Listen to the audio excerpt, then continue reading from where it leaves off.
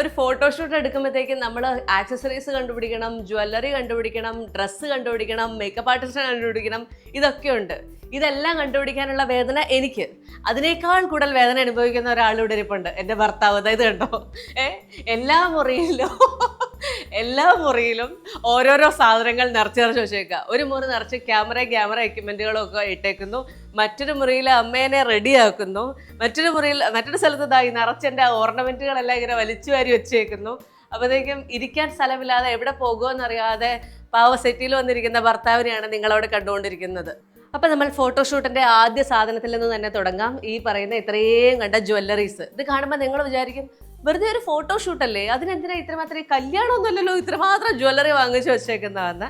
Actually പറഞ്ഞു കഴിഞ്ഞാൽ ഞാൻ ഈ ജ്വല്ലറി എല്ലാം എടുക്കാനായിട്ട് ഇന്നലെ പോയത് എറണാകുളം തൃപ്പൂണിത്തുറയിലുള്ള നിയതി റെന്റൽ ജ്വല്ലറി എന്നായിരുന്നു. അവിടെ ചെന്ന് കഴിഞ്ഞപ്പോഴത്തേക്ക് എൻ്റെ അവസ്ഥ എന്ന് പറയുന്നത് മറ്റേ മണിച്ചിത്രത്താഴിലെ നാഗവല്ലിയായിരുന്നു. എല്ലാം കാണുമ്പോൾ എനിക്ക് എല്ലാം വേണം, എന്തൊക്കെ എടുക്കണം, മറ്റേ നാഗപടത്താല മറ്റേത് മറിച്ചതെന്നൊക്കെ പറയുമ്പോൾ എടുക്കൂലേ, ആ അവസ്ഥയായിരുന്നു. ഞാൻ വിചാരിച്ചു കുറച്ച് അധിക സാധനങ്ങൾ എടുത്തുകൊണ്ട് വരാം. റെന്റൽ ജ്വല്ലറി ആണല്ലോ, അത് നമ്മളിത് പൈസ കൊടുത്ത് വാങ്ങുക എന്ന് പറഞ്ഞു കഴിഞ്ഞാൽ ഇത്രയും കാര്യങ്ങൾ വാങ്ങുക എന്ന് പറയുന്നത് പോസിബിൾ അല്ല.